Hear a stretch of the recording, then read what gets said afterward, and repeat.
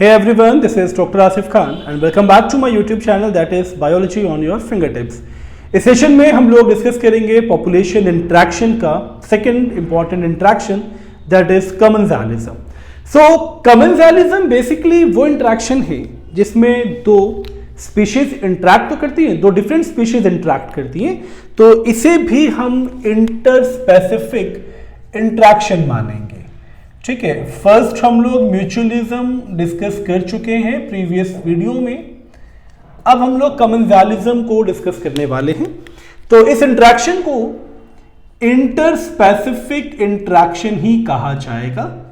Interspecific interaction क्यों कहा जाएगा, उसका एक रीजन बहुत सिंपल है, क्योंकि यहां पे इंट्रैक्शन होगा between two different species. Okay, interaction between two different species. चलिए अब बहुत सिंपली मैं आपको समझाता हूं कि इस इंट्रैक्शन में रिजल्ट्स क्या होंगे. अब दो स्पीशीज इंटरैक्ट कर रही है, ठीक है, ये स्पीशीज वन हो गया, स्पीशीज वन, एंड ये स्पीशीज टू.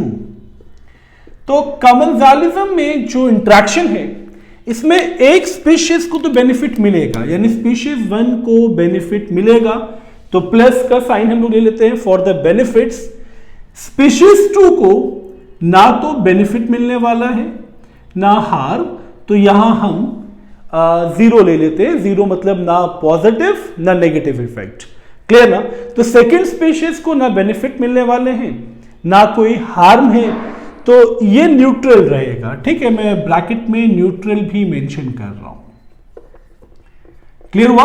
तो इस इंट्रैक्शन में ये चीज समझ में आ रही है ना कि एक स्पीशीज को बेनिफिट मिलेगा, अदर स्पीशीज ना तो बेनिफिटेड होगी ना हार्म्ड होगी. अब इस इंट्रैक्शन में जिसको बेनिफिट मिलेगा, यानी स्पीशीज वन को, it is termed as species one termed as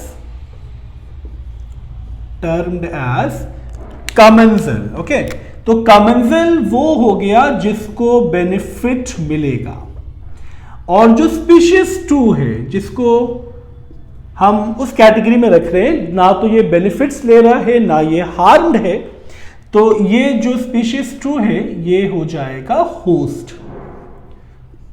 ठीक है, तो एक कमेंसल, सेकंड जो है वो होस्ट होगा.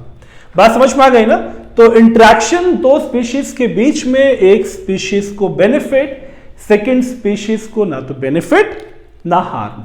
अब आते हैं इसके एग्जांपल्स पे, क्योंकि बेटा ये टॉपिक्स जो है ना इसका दबदबा एग्जांपल्स पे बेस्ड क्वेश्चंस पे ज्यादा है. ठीक है, सो द फर्स्ट एग्जांपल जो बहुत इंपॉर्टेंट है, और वो एग्जांपल है दो इंटरैक्टिंग स्पीशीज कैटल एग्रेट्स.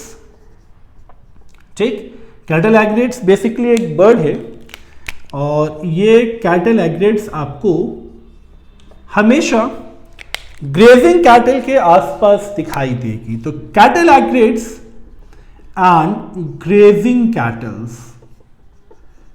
ठीक है, जरा ये भी मार्क कर ले हम लोग कि यहां पे जो दो इंटरैक्टिंग स्पीशीज है उसमें कैटल एग्रेट्स हो गया नंबर वन.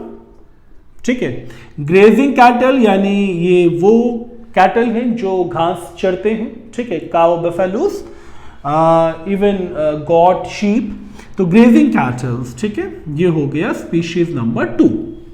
अब इस इंट्रैक्शन का रिजल्ट क्या है ये देखिए आप. जो ग्रेजिंग कैटल्स है ना, व्हेन ग्रेजिंग कैटल्स मूव, जब ये घास चरते हुए आगे जाएंगी या बढ़ती रहेंगी, व्हेन ग्रेजिंग कैटल मूव, बहुत ध्यान से समझिए. ठीक है, तो जैसे ही ग्रेजिंग कैटल मूव करेगा, मतलब जब वो ग्रासेस को ग्रेस कर लेगा, तो ये तो अंडरस्टूड है कि ग्रासेस को ग्रेस करने के बाद सॉइल सरफेस एक्सपोज्ड होगा. सो फाइनली होगा क्या, जब ग्रेजिंग कैटल मूव करेगी तो दे स्टिर अप, ओके, दे स्टिर अप और फ्लश आउट द इंसेक्ट्स. तो ये उन इंसेक्ट्स को एक्सपोज करेगा, flush out the insects, which are present in the vegetation part. Okay, present in vegetation part, मतलब जो ग्रास के वेजिटेशन पार्ट पे इंसेक्ट्स छुपे हुए थे वो अब एक्सपोज्ड हो जाएंगे। इसका रिजल्ट क्या होगा? जो कैटल एग्रेट्स है ना, कैटल एग्रेट्स क्या करेगा? Cattle egrets picks the insects, okay, ये उन इंसेक्ट्स को पिक करेगा एज अ फूड। ठीक, अब एक बात समझ में आ रही है ना, कैटल एग्रेट्स को तो बेनिफिट मिला क्योंकि इसको फूड मिल रहा है, तो कैटल एग्रेट्स तो बेनिफिटेड हो गया ना, इसको नरिशमेंट मिल गया, इसको फूड मिल गया, इसको तो प्रॉफिट ही प्रॉफिट है।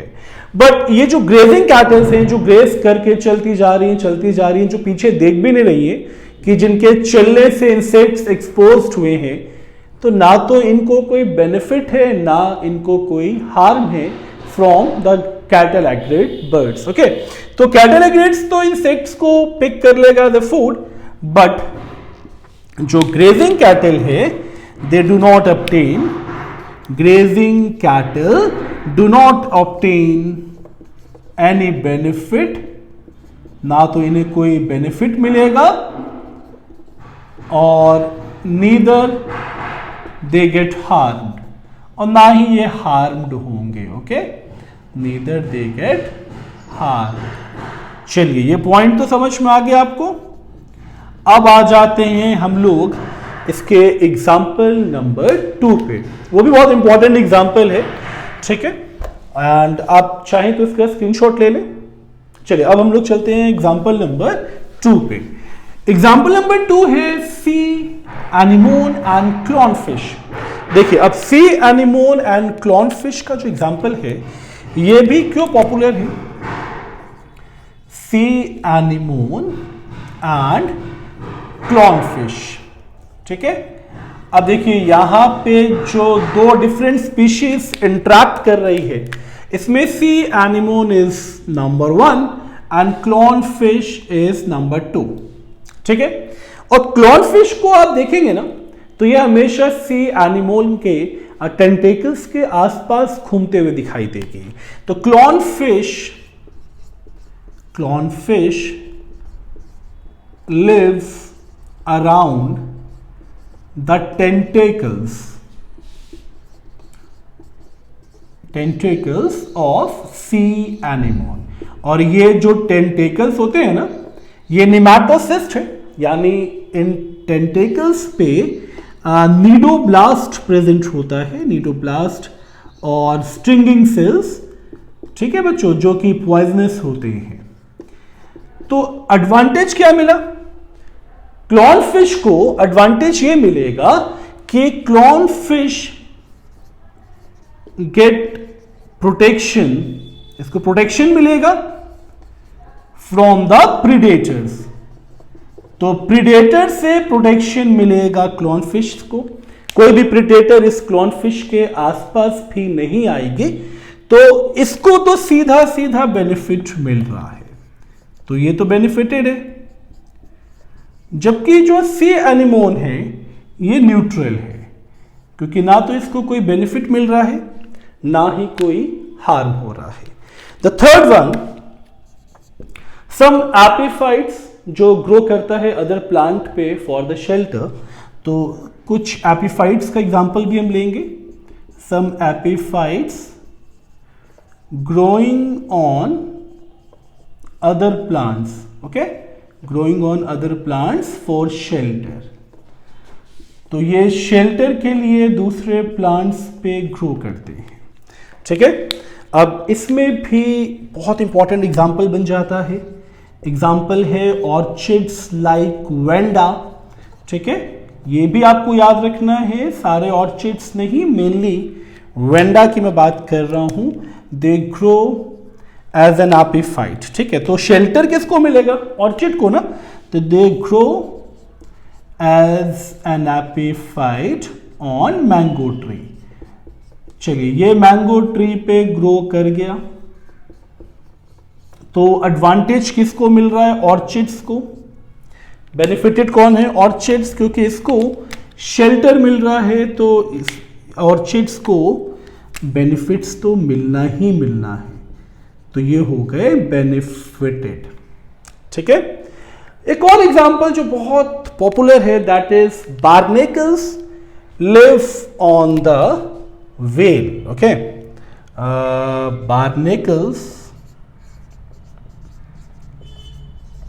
बार्नेकल्स मेनली आर्थ्रोपोडा है, मेनली इंसेक्ट्स, या इंसेक्ट्स भी नहीं मैं इसको बोलूंगा, दीज आर क्रूस्टेशियंस। तो barnacles lives on the whale. ठीक है, अब इस इंट्रैक्शन में ये अंडरस्टूड है बच्चों कि बेनिफिट बार्नेकल्स को है। तो बार्नेकल्स, मैं इसलिए इसको रेड से मार्क कर रहा हूं, barnacles they obtain plenty of food, और सबसे इंपॉर्टेंट चीज है कि स्टेबिलिटी मिलती है, लिविंग स्टेबिलिटी। तो स्टेबल लिविंग, ठीक है, stable living, plenty of food, और as well as free ride भी इसको मिलता है। ओके, तो फ्री, मैं यहां मेंशन कर रहा हूं इसको, फ्री राइड, ये सब कुछ इसको मिल रहा है फ्रॉम द वेल, और इन रिटर्न वेल को बार्नेकल से ना तो कोई बेनिफिट है ना ही कोई हार्म है। तो इस इंटरेक्शन में एक चीज क्लियर हो गई ना कि दो स्पीशीज जब इंटरेक्ट करेंगी तो एक को बेनिफिट हो रहा है, एक फायदे में है, दूसरे को ना कोई बेनिफिट है ना कोई हार्म है। सो नेक्स्ट इंटरेक्शन हम लोग अब डिस्कस करेंगे नेक्स्ट वीडियो में। आई होप ये टॉपिक आपको समझ में आया है।